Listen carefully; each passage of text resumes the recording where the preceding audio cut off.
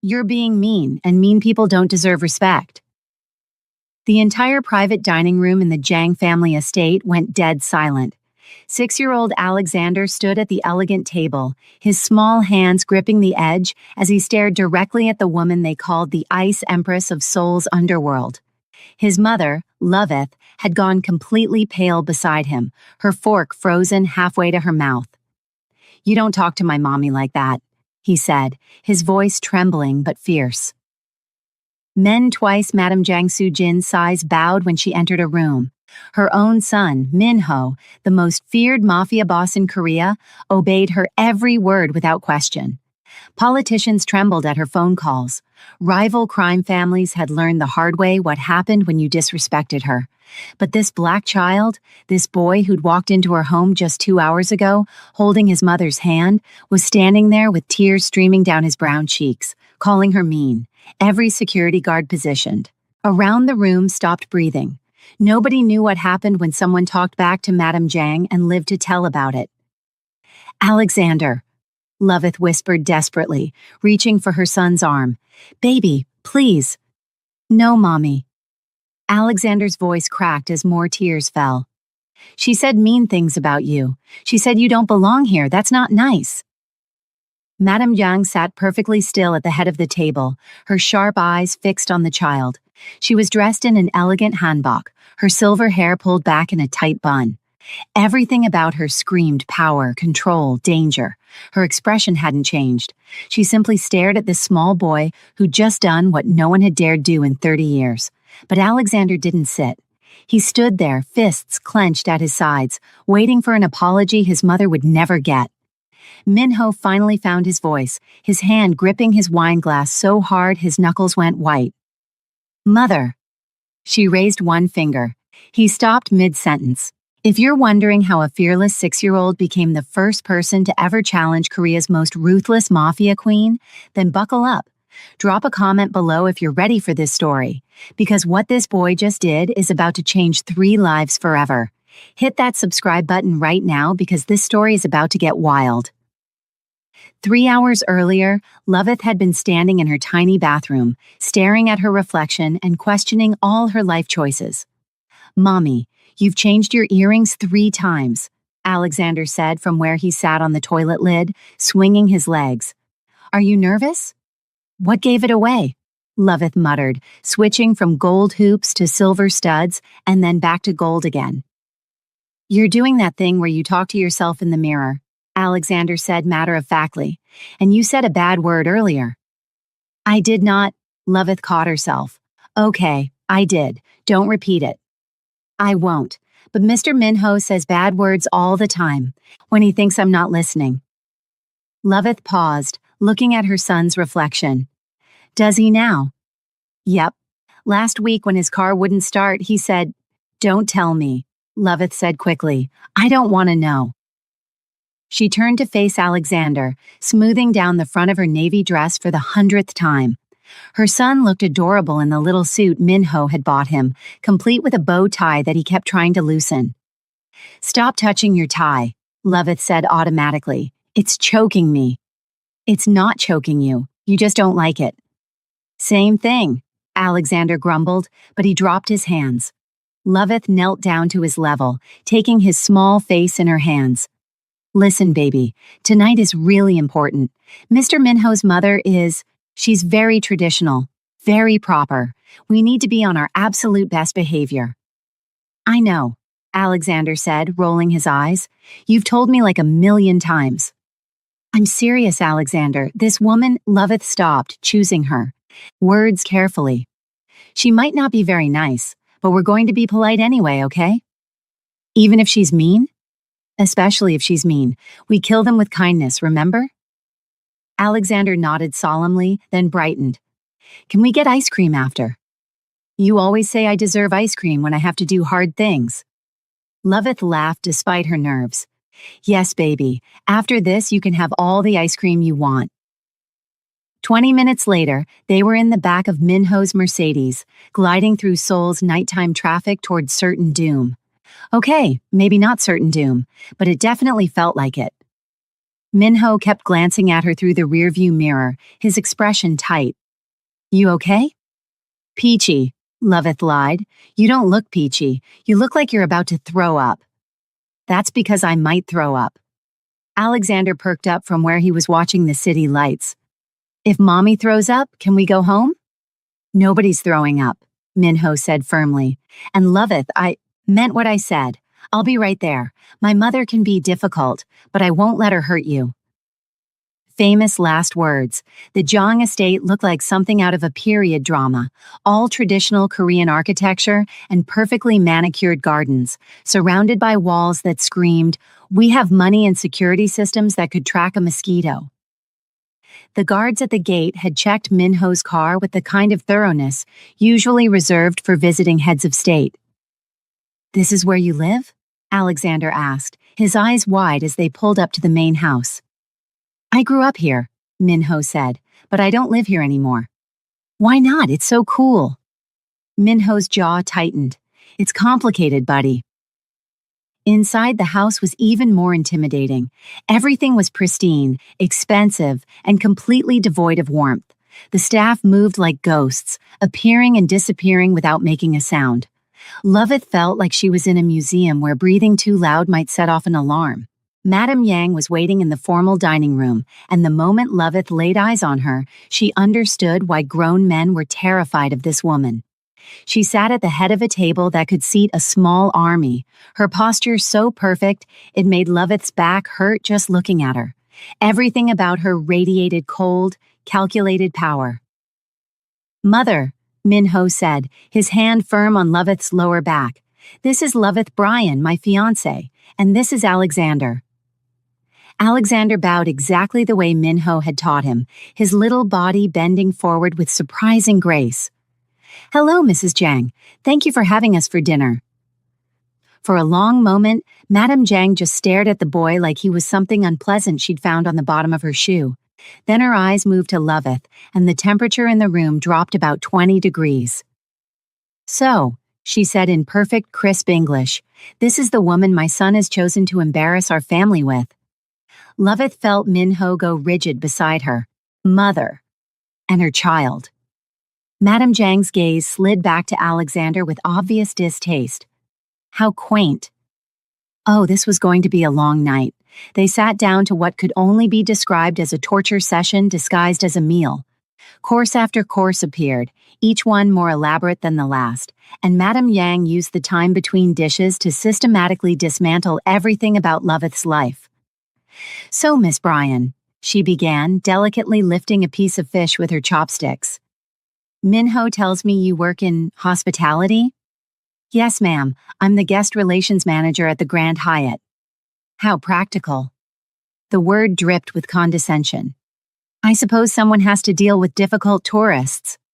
Loveth forced a smile. I enjoy helping people. I'm sure you do. Madame Yang took a sip of water. And Alexander's father? I assume he's involved in the child's life? The air went out of Loveth's lungs. He passed away 2 years ago. I see. How unfortunate. But Madame Jang's tone suggested she thought it was more convenient than unfortunate. And you came to Korea because I wanted a fresh start, a new beginning for me and my son. How brave, Madame Jang said, in a tone that clearly meant foolish. To come to a country where you don't speak the language, don't understand the culture, and hope to what? Find a wealthy man to take care of you? Minho's chopsticks clattered against his plate. That's enough. Is it? Madame Jang raised an eyebrow. I'm simply trying to understand what brings a single mother to a foreign country where she doesn't speak the language, doesn't understand the culture, and somehow manages to catch the attention of my son. The implication was crystal clear. Gold digger, user, opportunist. Loveth felt heat rising in her chest, but she kept her voice level. I came to Korea because I got a job offer, a good one. I wanted to give Alexander opportunities, expose him to different cultures, show him that the world is bigger than one small town. How noble, Madame Jang said, not sounding like she thought it was noble at all. And you expect me to believe that meeting Minho was simply coincidence? Believe whatever you want. Loveth said, her patience starting to fray. The truth is, the truth whether you believe it or not. Madame Jiang's eyes narrowed. The truth is that you're a divorced single mother. Widowed, Loveth corrected sharply, who saw an opportunity and took it. My son is one of the most powerful men in Seoul. Of course you'd want to secure him for yourself and your child. Alexander's head popped up from his plate. Mr. Minho wanted to be with us. He asked Mommy out first. Alexander, Loveth said gently, putting a hand on his arm. Eat your dinner, baby.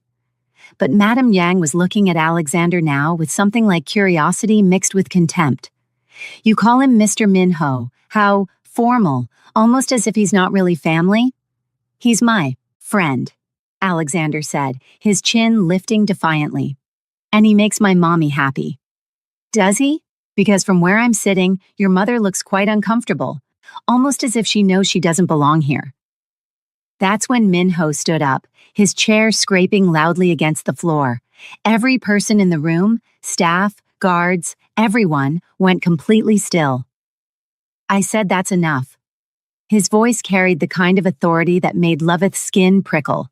This wasn't the Minho who bought Alexander ice cream and watched cartoons on her couch. This was the man who ran one of Seoul's most feared organizations. Madame Jiang looked up at her son with raised eyebrows. Sit down, Minho. You're being dramatic. No, you're being cruel. Minho's hands were clenched at his sides. Loveth came here tonight as my guest, as my fiancé, and you've done nothing but insult her from the moment she walked through that door. I'm simply being honest. You're being mean.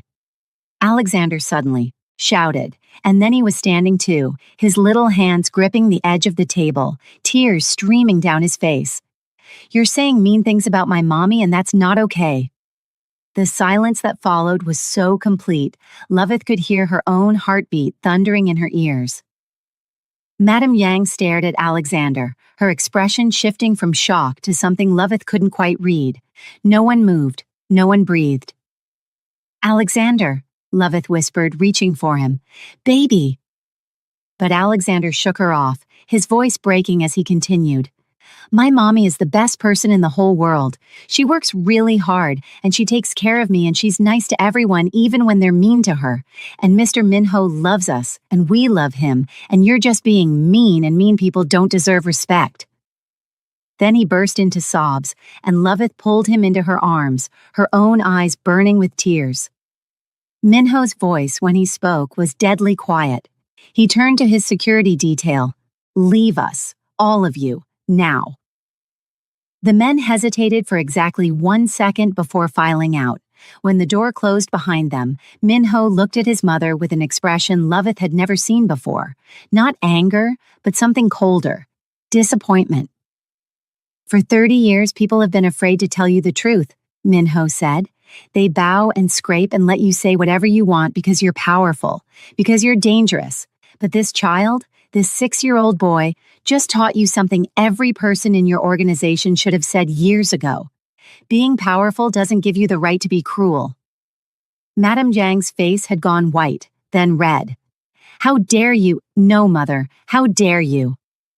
Minho's voice cut through hers like steel. Loveth is the woman I love. She's the woman I'm going to marry, and Alexander is going to be my son. If you can't accept that, if you can't treat them with the respect they deserve, then you're not welcome in our lives. The silence that followed was deafening. Loveth sat frozen, her hand gripping Alexander's so tight she was probably hurting him. She'd never expected this. Never expected Minho to choose them so publicly, so completely. Madame Yang's face had gone pale. The worst part is that I brought them here hoping, stupidly, foolishly hoping, that you might see what I see.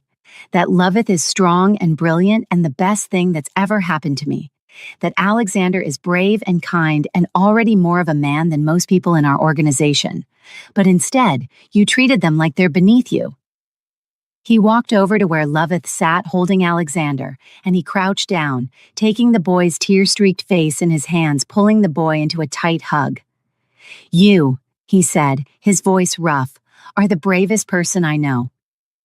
Alexander sniffled against Minho's shoulder. I didn't like how she talked to Mommy. I didn't like it either, Minho said, and you did exactly the right thing by standing up. For her. Loveth felt tears streaming down her own face now.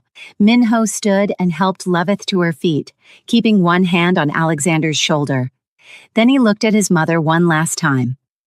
We're leaving, and we're not coming back until you're ready to apologize. Not to me, to them. They walked out of that mansion without looking back, Alexander holding both their hands and still sniffling occasionally. As they drove away, Loveth watched the estate disappear in the rearview mirror and wondered if she'd just witnessed the end of Minho's relationship with his mother, or possibly the end of her relationship with Minho. The next morning, Loveth woke up to her phone buzzing with messages. She grabbed it groggily, squinting at the screen. Minho. I'm outside. I brought coffee and pastries. Can we talk? She looked at the time. 7 a.m. The man was nothing if not persistent. She threw on a robe and opened the door to find Minho standing there looking like he hadn't slept at all, holding a cardboard carrier with coffee cups and a bag from her favorite bakery. You look terrible, she said. I feel terrible. He held up the coffee. Peace offering? She sighed and stepped aside to let him in. They sat on her tiny balcony, Seoul waking up below them, and for a long moment neither of them spoke. I need to move you and Alexander, Minho said finally. Loveth's coffee cup stopped halfway to her mouth. Excuse me?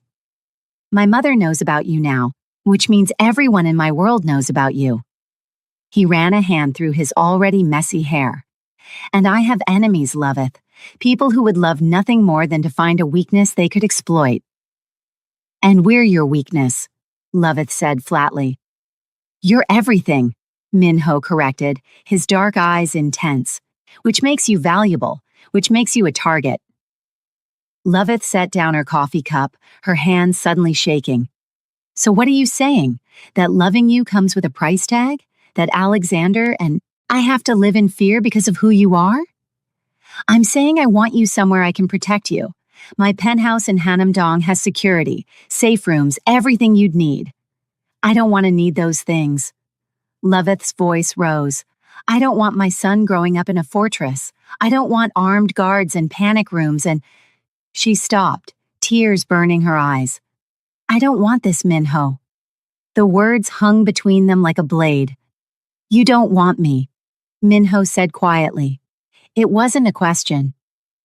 I don't want this life, Loveth clarified, but her voice was shaking. Your mother called my son baggage. She implied I'm a gold digger. And now you're telling me we need to go into hiding because loving you puts us in danger? How is any of this okay? Minho's jaw tightened. It's not okay. None of it is okay. But I can't change who I am or the world I live in. All I can do is try to keep you safe. And what if I don't want to be kept? Loveth stood up, wrapping her robe tighter around herself. What if I want to be able to walk down the street without looking over my shoulder? What if I want Alexander to have a normal childhood without bodyguards and security protocols? Then you're with the wrong man, Minho said, and the defeat in his voice broke something in Loveth's chest. They stared at each other, and Loveth felt the weight of an impossible choice pressing down on her. Love Minho and accept this life, or walk away and keep the peace she'd built for herself and Alexander. I need to think, she said finally. Okay. Minho stood, and he looked like he wanted to reach for her but didn't dare. But while you're thinking, I need you to at least consider moving temporarily, just until I can handle some situations, please, Loveth. She wanted to say no, wanted to draw a line in the sand and demand he figure out his life before dragging her into it, but the fear in his eyes was real, and she knew Minho well enough to know he wouldn't ask, unless the danger was real too. Before Loveth could answer, they heard a small voice from the doorway. Are you making Mommy cry again? They both turned to see Alexander standing there in his pajamas, rubbing his eyes and looking suspicious. Minho smiled. Come here, buddy. Alexander patted over and Minho lifted him onto his lap. I'm trying to convince your mom that we should all live together for a while, to keep you both safe. What do you think? Alexander looked between them seriously, then nodded. I think that's a good idea. but you have to promise to protect Mommy from mean grandmas. Minho laughed, the sound surprising all of them. I promise. Cross my heart. And you have to keep buying me ice cream, Alexander added, completely serious. Deal. Alexander looked at his mother. Mommy, can we stay with Mr. Minho, please? His house probably has cool stuff. And despite everything, despite the fear and the doubt and the impossible situation, Loveth found herself softening at her son's hopeful face.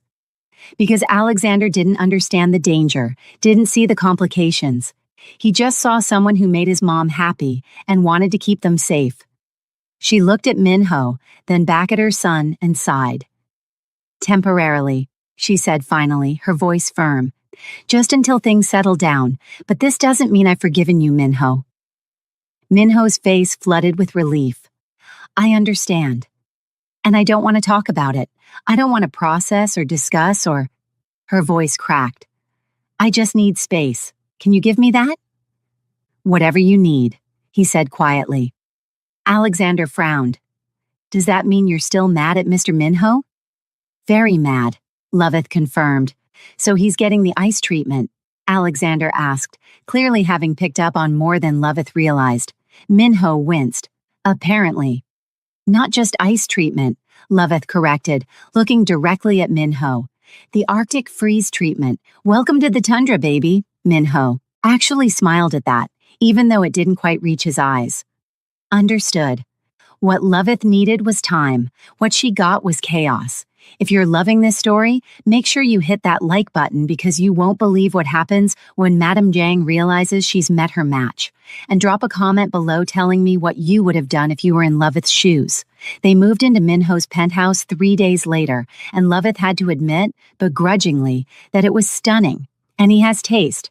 Floor-to-ceiling windows with panoramic views of the Han River, modern furniture that somehow managed to look comfortable instead of sterile, and a bedroom for Alexander that made her son literally scream with excitement. Mommy, there's a bunk bed. Alexander's voice echoed through the penthouse. And a TV, and look at all this space for my toys. Minho stood in the doorway watching Alexander bounce around his new room, and the soft expression on his face made Loveth's heart hurt, but she'd made herself a promise.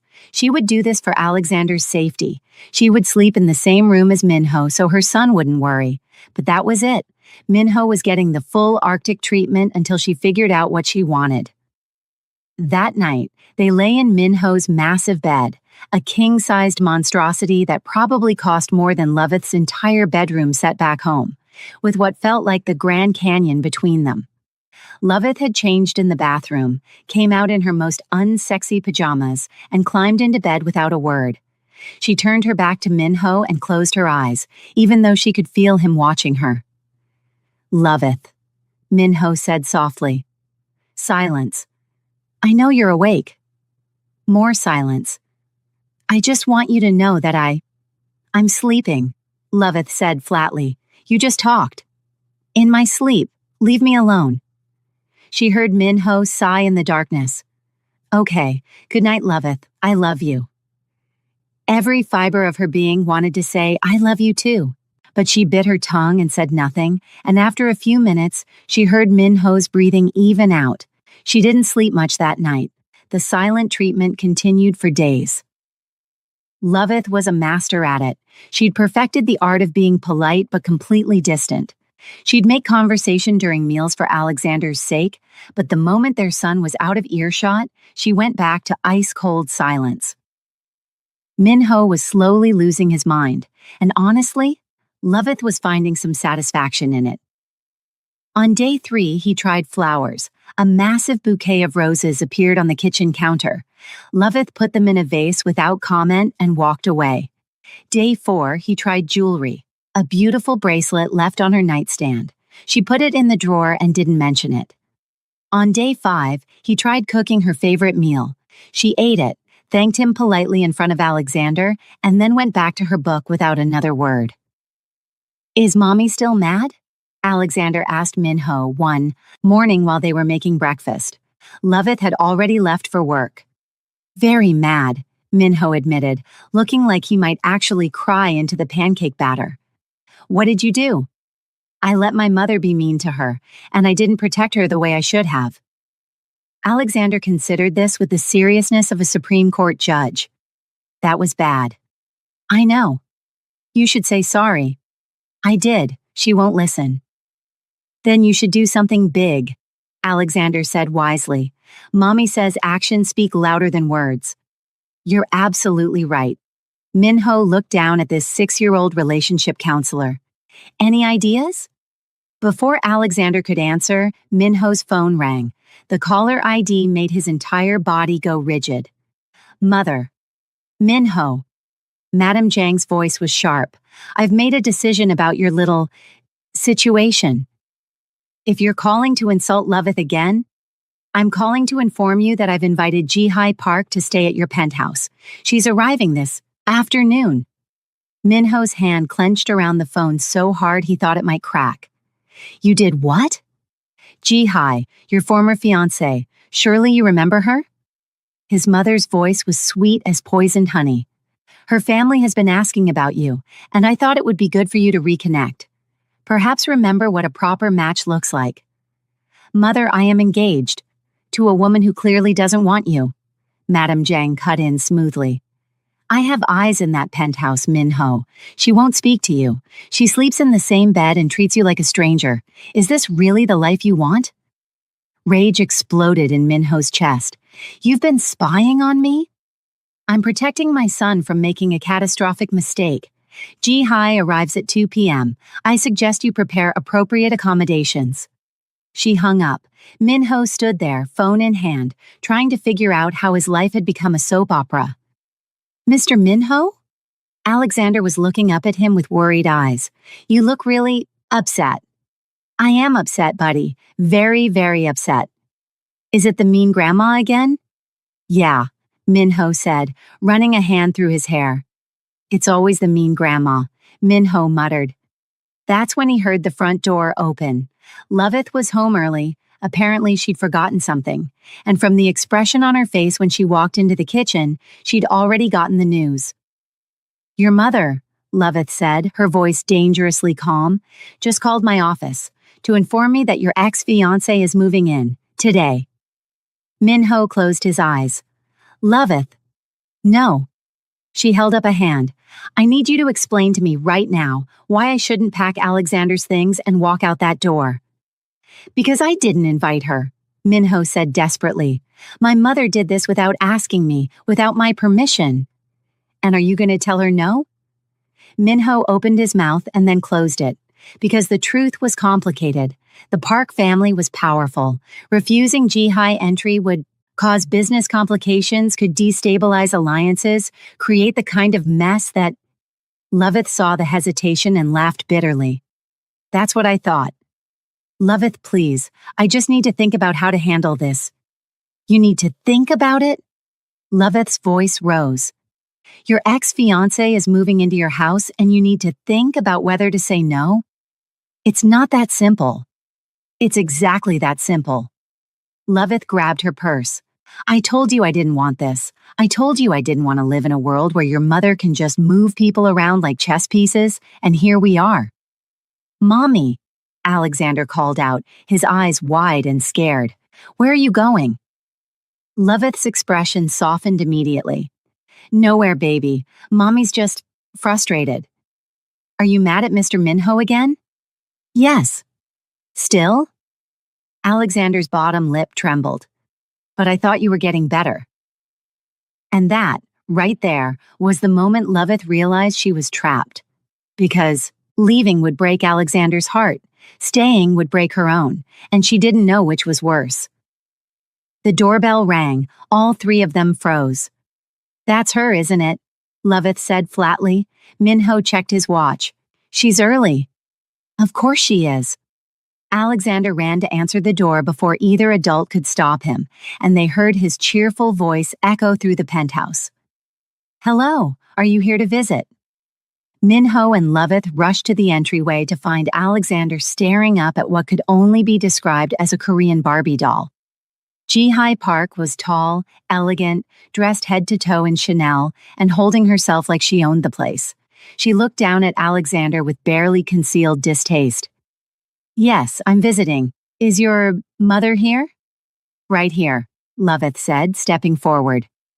Ji-Hai's eyes swept over Loveth, from her work clothes to her natural hair to her comfortable flats, and the dismissal in that gaze was instant. You must be the American, Ji-Hai said, her English perfect but cold. How interesting. Loveth smiled, and it was not a nice smile. And you must be the ex. How desperate. Min-ho made a choking sound. Ji-Hai's perfectly made-up face tightened. I'm sorry? You should be, Loveth said sweetly. Sorry that his mother had to call you to get you into his house. That's gotta sting, needing someone's mommy to fight your battles. I was invited. By his mother, not by him, which makes you what? A house guest he didn't want. A scheme he didn't ask for. Loveth tilted her head. How does it feel knowing that even with your designer clothes and your family connections, you still can't get a man who actually wants you? The room went deadly silent. Ji-Hai's face had gone white, then red. How dare you? How dare I what? Tell the truth. Loveth stepped closer, and despite being several inches apart, she somehow made Ji-Hai step back. Let me make something very clear. I don't care who your family is. I don't care what arrangements were made years ago, and I definitely don't care that his mother sent you here to try to make me leave. Loveth, Min-ho tried to interject. No, let me finish. Loveth's eyes never left Ji-Hee's face. Min-ho is mine, not because I trapped him or used him or whatever story you've been told, but because he chose me. Every single day he chooses me and my son, and that drives you crazy, doesn't it? That a single mother from Texas with no connections and no perfect pedigree somehow won the heart of the man you couldn't keep? Ji-Hai's mouth opened and closed like a fish. So here's how this is going to go. Loveth continued, her voice deadly calm. You can stay here. Madame Jiang already arranged it, and I'm sure backing out would cause all sorts of political problems. But if you think for 1 second that you're going to come between me and Min-ho, you're even more delusional than I thought. She turned to Min-ho, who was staring at her like he'd never seen her before. I'm still mad at you, she said. We'll talk later. Then she swept past Ji-Hai, grabbed her forgotten folder, and walked out the door, leaving 3 stunned people in her wake. Your fiancé is terrifying, Ji-Hai said faintly. I know, Min-ho said, and he sounded oddly proud. Isn't she amazing? Alexander tugged on Ji-Hai's designer bag. Miss, are you really staying here? Yes? Okay. Alexander smiled angelically. Just so you know, weird things happen in this house. Things go missing. Food gets interesting. Alarms go off at strange times. Just thought you should know.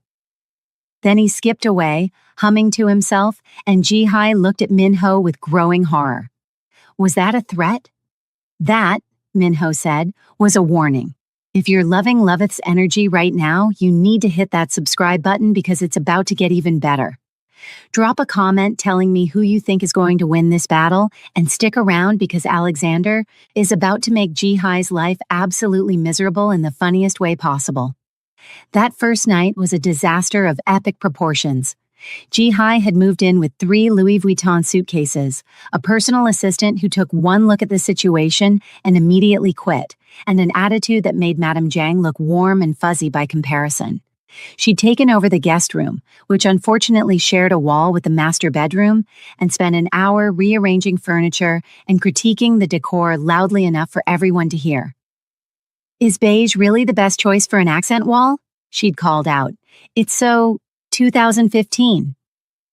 Loveth, who was helping Alexander with his homework in the living room, had smiled sweetly. You know what else is 2015? Chasing after your ex, but here we are. Min-ho had choked on his coffee. Dinner was even worse. Ji-Hai had insisted they all eat together, to get to know each other better. And Min-ho, trapped between wanting to throw her out and not, wanting to cause an international incident with the Park family, had reluctantly agreed. They sat around the table like the world's most dysfunctional family. Alexander sat between Loveth and Minho, swinging his legs and eyeing Ji-hai with open suspicion. Ji-hai sat across from them, looking like she was posing for a magazine spread even while cutting her steak. "So, Loveth," Ji-hai said, taking a delicate sip of wine, "Minho mentioned you work in hospitality?" "Guest relations," Loveth said, "at the Grand Hyatt." "How lovely. You must meet all sorts of interesting people." The way she said interesting made it sound like a disease. "I do," Loveth agreed. "Just yesterday, I helped a woman who was convinced her suite wasn't good enough. Turned out she just had unrealistic expectations and an overinflated sense of self-importance." Ji-hai's smile froze. "Funny how that happens," Loveth continued innocently. "Some people just don't understand that you can't always get what you want, no matter how much you whine about it." Minho was gripping his fork so hard his knuckles were white, and Loveth couldn't tell if he was trying not to laugh or trying not to scream. "And what do you do, Miss Ji-hai?" Alexander asked, his voice sweet as sugar. Ji-hai turned to him with a patronizing smile. "I manage my family's art gallery. We showcase very important contemporary Korean artists." "So you hang up pictures?" Alexander asked. "It's much more complex than that. But mostly you just hang up pictures and tell people they're good?" Ji-hai's eye twitched. "It's called curation. My mommy helps people when they're sad or scared or lost," Alexander continued, completely steamrolling over her. "She makes them feel better. What do you do that makes people feel better?" There was a beat of silence, and then Ji-hai's smile turned sharp.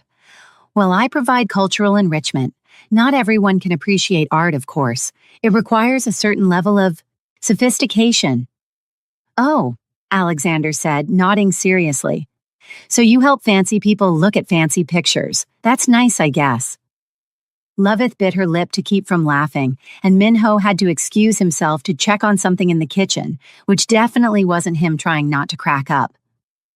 "Minho and I used to attend gallery openings together," Ji-hai continued when Minho returned, looking at him with doe eyes that made Loveth want to throw something.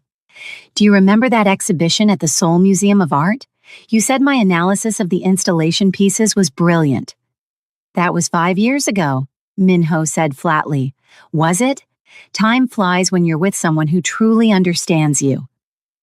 Ji-hai reached across the table like she was going to touch Minho's hand. Loveth's fork hit her plate with a loud clink. "Alexander, bedtime." "But Mommy, I'm not. Now please." Alexander recognized that tone, the one that meant Mommy was 2 seconds from doing something. She'd have to apologize for later, and scrambled out of his chair. As Loveth led him away, she heard Ji-hai's tinkling laugh and Minho's terse, "Don't touch me," and she felt something dark and violent coil in her chest. In Alexander's room, after he was tucked in, her son looked up at her with serious eyes. "I don't like her, Mommy." "I don't like her either, baby." "Why is she here?" Loveth sighed, sitting on the edge of his bunk bed. "Because Mr. Minho's mother is trying to cause trouble. She thinks if she sends this woman here, I'll get upset and leave." "Are you going to leave?" "No," Loveth said firmly, "because I'm not going to let some fancy lady in designer clothes tell me what to do, and neither should you." Alexander's face split into a mischievous grin. "So if weird things happen to her stuff, you won't be mad?" "Alexander, I'm just asking," her son said innocently. "Hypothetically." Loveth tried to look stern. "We don't mess with people's things. Even when they're trying to steal Mr. Minho?" "Even then, we're better than that." "Okay, Mommy." Alexander settled into his pillow, and Loveth could practically see the wheels turning in his little head. This was going to be a disaster. Back in the master bedroom, Loveth changed in the bathroom and emerged in her most unsexy pajamas, an old t-shirt and sweatpants, to find Minho already in bed, looking exhausted. "Loveth," he started. She held up a hand. "I don't want to talk. Please just let me." "I said I don't want to talk." She climbed into bed, turned her back to him, and closed her eyes. "She's leaving tomorrow," Minho said quietly. "I'm going to tell my mother that this isn't acceptable, that she can't just—" "You said that 2 days ago." Loveth said, her voice muffled by the pillow. And yet here we are, with your ex-fiancé sleeping 20 feet away. I'm handling it. Are you? Because from where I'm lying, it looks like you're letting everyone walk all over you. Your mother, Ji-hai, everyone except the people who actually matter. You matter, Minho said desperately. You and Alexander are the only things that matter. Then prove it, Loveth said. Stop talking about what you're going to do and actually do it. She heard Minho's sharp intake of breath, felt the bed shift as he moved closer. Don't, she warned without turning around. I'm serious, Minho. I need space. He stopped moving, and the silence that followed was painful. I love you, he said finally, his voice rough. I know you don't want to hear it right now, but I need you to know. I love you so much it terrifies me. Loveth squeezed her eyes shut, fighting tears. Good night, Loveth. She didn't say it back, and that silence between them felt like a chasm. The next morning, the chaos began in earnest. Ji-hai's expensive alarm clock went off at 4:30 a.m., blaring on repeat. And mysteriously, none of the buttons would turn it off. Her shriek of frustration woke the entire penthouse. What is that noise? She screamed. Minho stumbled out of the bedroom, half asleep. Loveth followed more slowly and found Alexander standing in his doorway, rubbing his eyes with the most innocent expression she'd ever seen. What's wrong? Her son asked sweetly. My alarm. Ji-hai appeared in the hallway in a silk robe, her hair wild, her makeup-free face showing actual human emotions for once. It won't turn off. Did you try unplugging it? Alexander suggested helpfully. Of course I tried. Ji-hai stopped, took a breath. Yes, I tried unplugging it. It won't stop. Weird, Alexander said, shaking his head. Technology is so unreliable. Minho finally managed to stop the alarm by literally removing the batteries, and Ji-hai stormed back to her room, slamming the door hard enough to rattle the walls. Loveth looked down at her son. Alexander. Yes, Mommy. What did we talk about last night? Not messing with people's things, Alexander recited dutifully. I didn't mess with her things. I just set her alarm to help her wake up early. That's being helpful. Loveth tried to look stern, but the corners of her mouth were twitching. That's not helpful. That's sabotage. Is there a difference? Yes. Okay, Mommy, I'll remember that. Alexander's smile was absolutely angelic, and Loveth knew for a fact that her son would remember no such thing. Day 4 of Ji-hai's stay, her designer shampoo mysteriously got replaced with Alexander's strawberry-scented kids' shampoo. She didn't notice until she was blow-drying her hair and realized it smelled like a candy store. Day 5, her favorite coffee mug developed a mysterious crack that leaked all over her expensive silk blouse. Day 6, all of her shoes ended up on the balcony. All of them, in the rain. I don't understand, Ji-hai wailed to Minho. Why does everything keep going wrong? Minho looked at Alexander, who was sitting at the kitchen counter doing homework with the most focused expression imaginable. I have no idea, Minho said, but there was laughter in his eyes. By day 7, Ji-hai looked like she was about to have a breakdown. Her perfectly curated life was falling apart one designer item at a time, and she couldn't figure out why.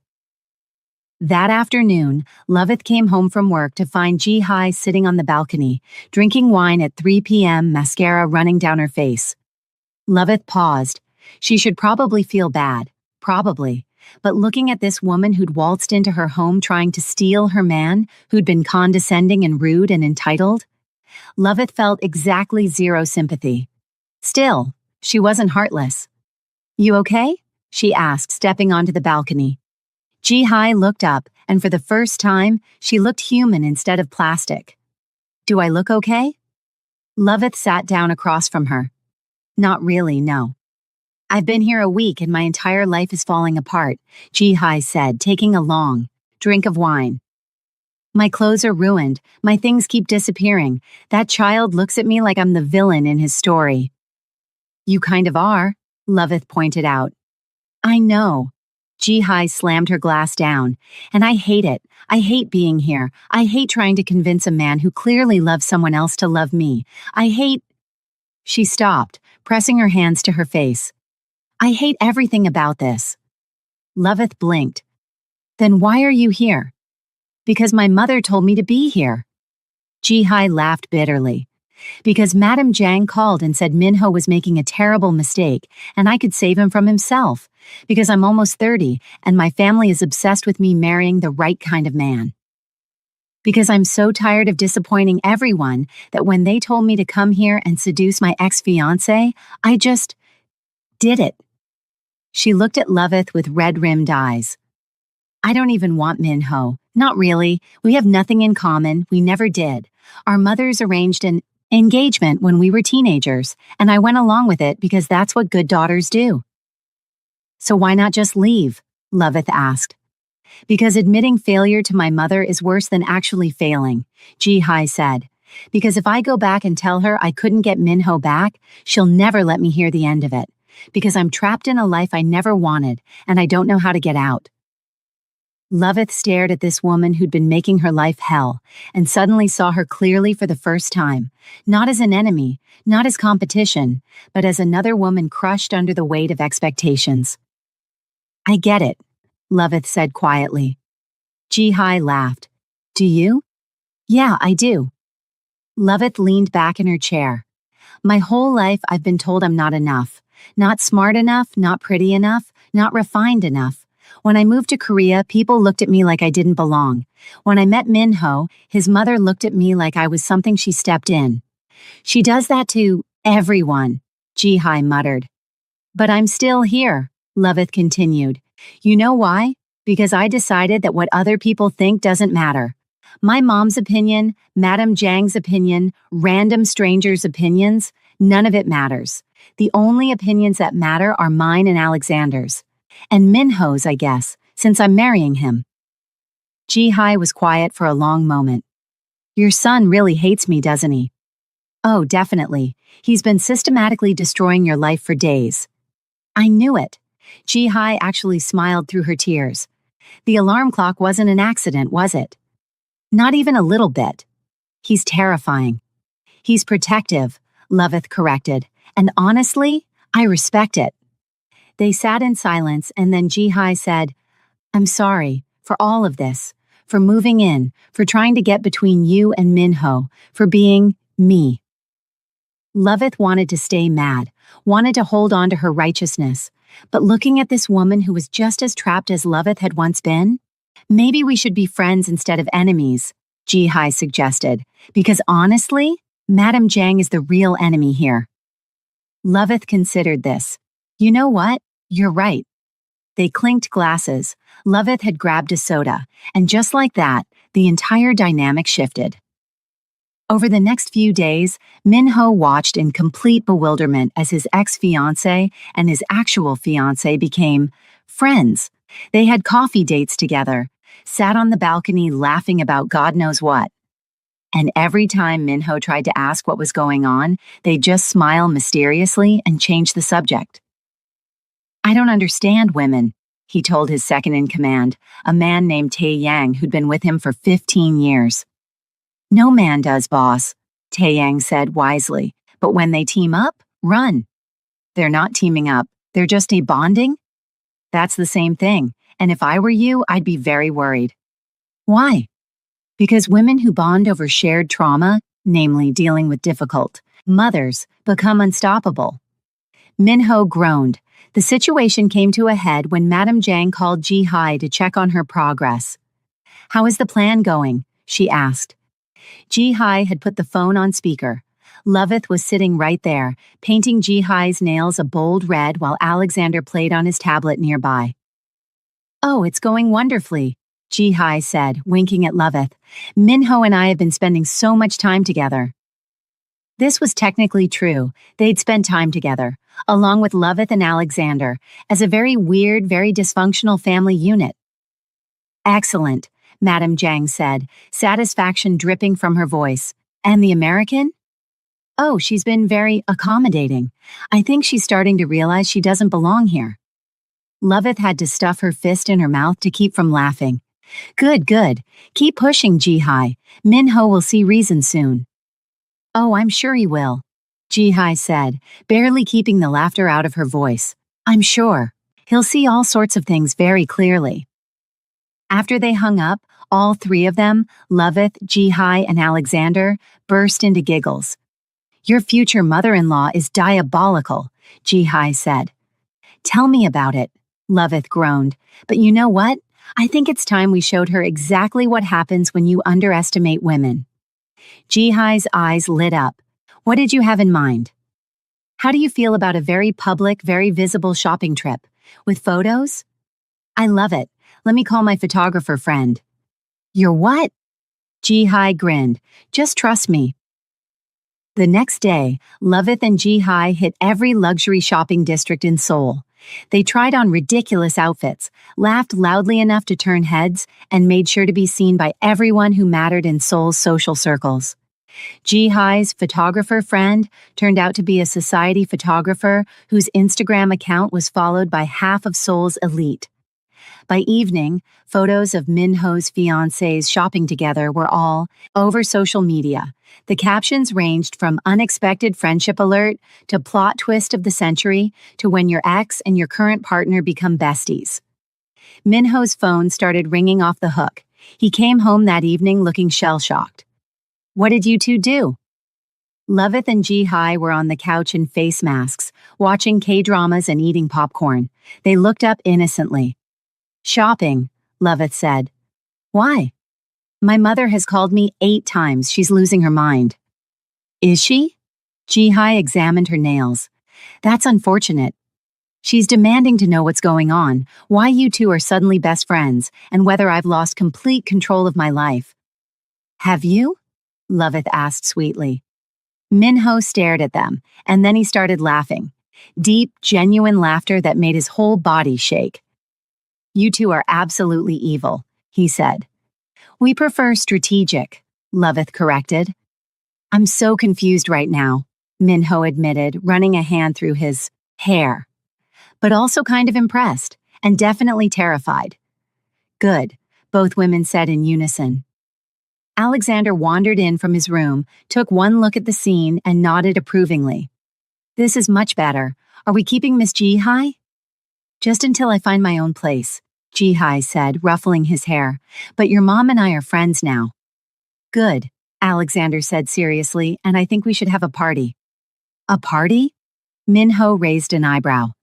Yeah, to celebrate that the mean grandma's plan didn't work and mommy isn't mad anymore, and Miss Ji-hai found her own boyfriend. Wait, what? Loveth and Min-ho said in unison.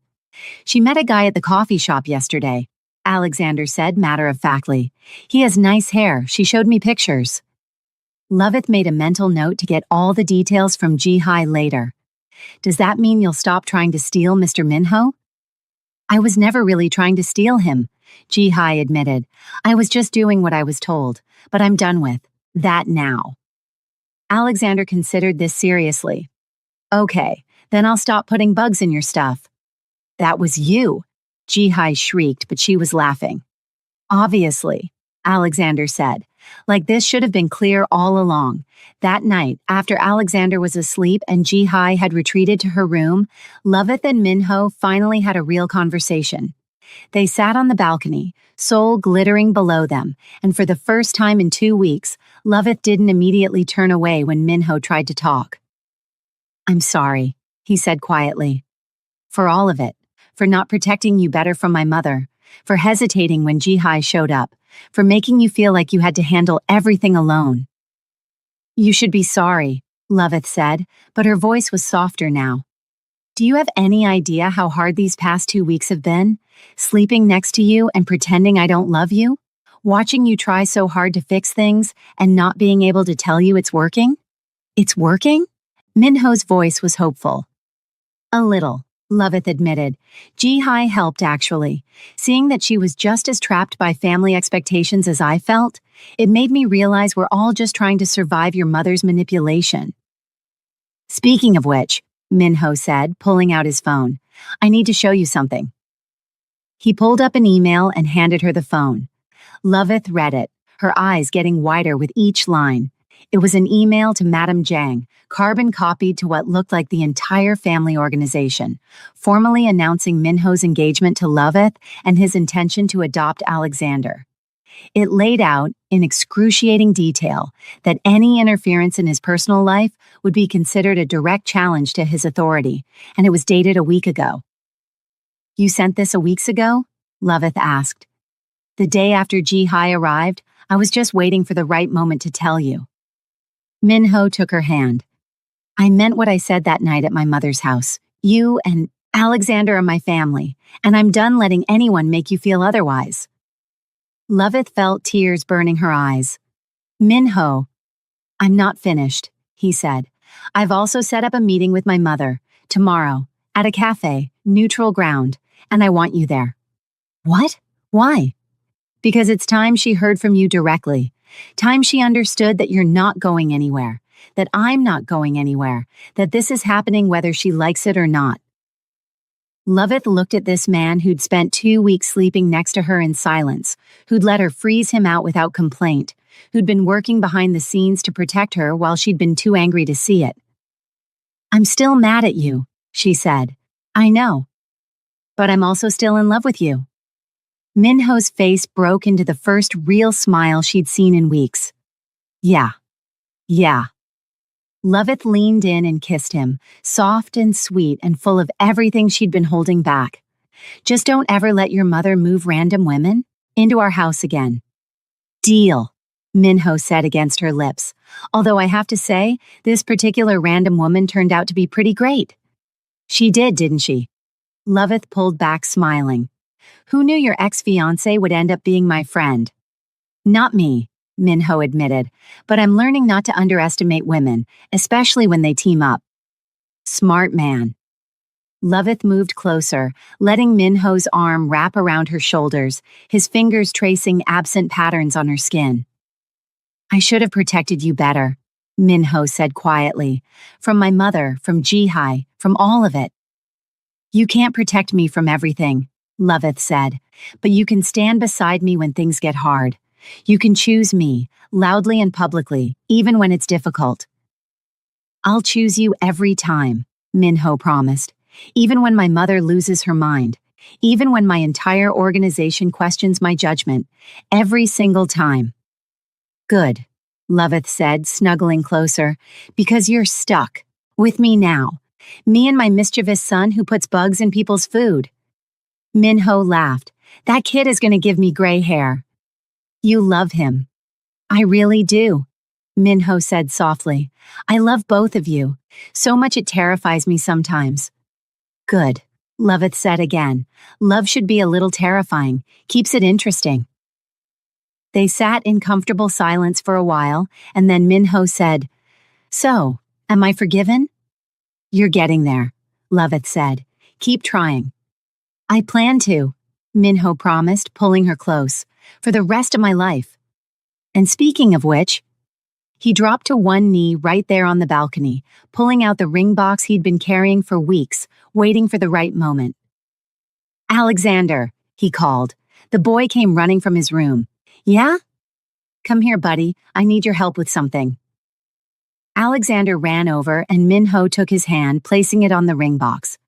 "I want to ask your mom something very important. Will you help me?" Alexander's eyes went wide. "Are you going to ask her to marry you again?" "Yes. Yes." Alexander pumped his fist in the air. "I'll be the best helper ever." Together they opened the box, revealing a stunning diamond ring that caught the light and made Loveth's breath catch. "Loveth Brian," Minho said, his voice steady and sure. "Will you marry me?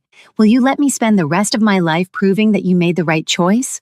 Will you let me be Alexander's father and your partner, and the man who gets to wake up next to you every single day?" "Say yes, Mommy," Alexander stage whispered. "I already told him you would." Loveth laughed through her tears, looking at these two people who'd somehow become her entire world, a mafia boss with a soft heart and a 6-year-old with the courage of a lion. Because love, she was learning, was braver than fear, And family wasn't about blood or tradition or fitting into someone else's idea of belonging. Family was this: a man who chose her every day, a son who defended her without hesitation, and maybe, just maybe, a mother-in-law who was learning that being strong didn't mean being cruel. The next afternoon, Loveth walked into Cafe Onion feeling like a woman going into battle. But this time, she wasn't alone. Ji-hai had offered to come for moral support and was sitting at a nearby table pretending to read a magazine while actually ready to intervene if things got ugly. And Minho was right beside her, his hand warm in hers. Madame Yang sat in her usual corner booth, looking perfectly composed except for the tightness around her eyes. "You brought her," she said to Minho, disapproval dripping from every word. "She's my fiancée," Minho said firmly. "Where I go, she goes." They sat down, and for a long moment nobody spoke. Finally, Madame Jiang turned her sharp gaze to Loveth. "I underestimated you." "Yes," Loveth said. "You did." Ji-hai was supposed to remind Minho of what a proper match looks like. Instead, she became your... Madame Jiang struggled with the word. "Friend?" "She did," Loveth confirmed. "Turns out we have a lot in common." "Such as?" "Such as dealing with controlling mothers who think they know what's best for their children." Loveth leaned forward. "Here's what I think happened. You spent your whole life being strong because that's how you survived. You fought for your place, became hard because soft meant weak, but you forgot that strength can look different. That love can be powerful, that sometimes the bravest thing you can do is let go." Madame Jiang's jaw tightened. "You don't know anything about my life." "I know what it's like to be judged for where you came from," Loveth said quietly. "I know what it's like to fight for everything you have. I know what it's like to be told you don't belong somewhere, even though you know you do. So yeah, I think I understand more than you think." There was a long silence, and then Madame Yang said, "You're not what I wanted for Minho." "I know, but I'm what he chose. And more importantly, I'm what makes him happy." Loveth squeezed Minho's hand. "I'm not here to replace you or push you out of his life, but I'm also not going anywhere. So you have a choice. You can keep fighting this and lose your son, or you can accept it and gain a daughter-in-law and a grandson who might actually like you if you give them a chance." "I don't know how to do that," Madame Jiang admitted, and for the first time, she looked old, tired. "I've been one way for so long." "Then learn," Loveth said simply. "Start small. Come to dinner. Talk to Alexander like he's a person, not a problem. Acknowledge that maybe your son knows what he's doing." Minho spoke up for the first time. "I'm marrying Loveth in 3 months. I'm adopting Alexander." "This is happening, Mother. The only question is whether you'll be part of it." Madame Jiang looked between them, and something complicated crossed her face. 3 months? 3 months, Minho confirmed. "That's very soon." "We've waited long enough," Minho said firmly. There was another long pause, and then Madame Jiang did something neither of them expected. She smiled, not warmly, but not cruelly either. "You remind me of someone," she said finally. "My mother. She was from Busan, from nothing. When she married my father, his family treated her exactly the way I treated you, like she was dirt they'd tracked into their clean house." Loveth blinked. She hadn't expected this. "She took it for years," Madame Jiang continued. "The insults, the dismissal, the constant reminder that she didn't belong. And then one day, she'd had enough. She stood up to my grandmother in front of the entire family and told her that cruelty dressed up as tradition was still just cruelty." "What happened?" Loveth asked. "My grandmother never spoke to her again, but my mother didn't care. She'd found her voice, and she never lost it again." Madame Jiang's expression shifted into something complicated. "I swore when I married into power that I would never be weak like that. Never let anyone make me feel small. I became hard because I thought that's what survival looked like." "And now?" Loveth asked carefully. "Now my son looks at me like I'm a stranger. Now a 6-year-old child had the courage to say what no one else would. And now I'm sitting in a cafe I would never normally visit, trying to figure out how to fix what I broke." Loveth sat back, completely thrown. Why are you telling me this? Because Min-ho loves you, Madame Jiang said bluntly. And I've seen my son with many women over the years. Women who wanted his money, his power, his name. But I've never seen him look at someone the way he looks at you. Like you're the only thing in the room that matters. She paused, and for the first time, Loveth saw something human in those cold eyes. And because your son did what I should have done 30 years ago, Madame Jiang continued. He defended someone he loves without caring about the consequences. That kind of bravery is rare, even in my world, especially in my world. Min-ho had stayed mostly quiet, letting the two women navigate this conversation, but his hand never left Loveth's. When they finally prepared to leave, Madame Yang paused. I'd like to come to dinner once a week if you'll allow it. Loveth glanced at Min-ho, who nodded almost imperceptibly. She turned back to Madame Yang. Once a week, but the first time you insult me or Alexander, that's it, we're done. I understand, Madame Yang said quietly, and I'll try, but I'm not promising miracles. Nobody's asking for miracles, Loveth said, just basic human decency. Don't push your luck, Madame Yang warned, but there was almost humor in her voice. As they left the cafe, Loveth felt lighter than she had in months. It wasn't perfect. It probably would never be perfect. But it was a start. Ji-hai was waiting outside and she raised her eyebrows questioningly. We have weekly dinners now, Loveth said. Voluntarily? Apparently. You're braver than me, Ji-hai said with a laugh. 3 months later, on a perfect spring day, Loveth stood in a small chapel in Seoul, wearing a dress that made her feel like royalty. Ji-hai was there as a bridesmaid, having become one of Loveth's closest friends despite the weird way they'd met. You look stunning, Ji-hai said, stepping back to admire her work. I'm nervous, Loveth admitted. Don't be. Min-ho is out there looking like he might actually cry, and Alexander has been practicing his ring-bearer walk for weeks. It's going to be perfect. Is your boyfriend here? Ji-hai blushed. His name is Sung Min, and yes, he's here. My mother is losing her mind about it, which makes it even better. Good for you, Loveth said, squeezing her hand.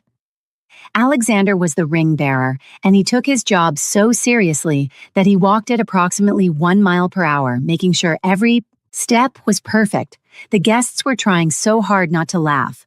Min-ho stood at the altar looking like Loveth was the only person in the world, and when she walked down the aisle, his eyes got suspiciously shiny. And in the front row, wearing traditional hanbok and looking almost uncomfortable with the softness in her expression, sat Madame Jiang Su-jin. She caught Loveth's eye and gave the smallest nod. It wasn't much, but it was enough, because some victories weren't won in a day. Some battles took time, patience, and the kind of courage that came from loving someone enough to keep trying. As Min-ho took her hand and Alexander beamed up at both of them, Loveth realized something important. She'd been right to be afraid, right to protect herself and Alexander, right to demand respect and dignity, but she'd also been right to take the chance, to fight for this, to believe that love could be bigger than fear, stronger than tradition, braver than doubt. Ready? Min-ho whispered, as the ceremony began. Ready, Loveth whispered back. And together, with Alexander between them and a future full of chaos and love, and probably more schemes from Madame Yang, but also weekly dinners where they were slowly, painfully becoming a real family, they said, I do. Because this was their family now. Messy, imperfect, absolutely worth everything.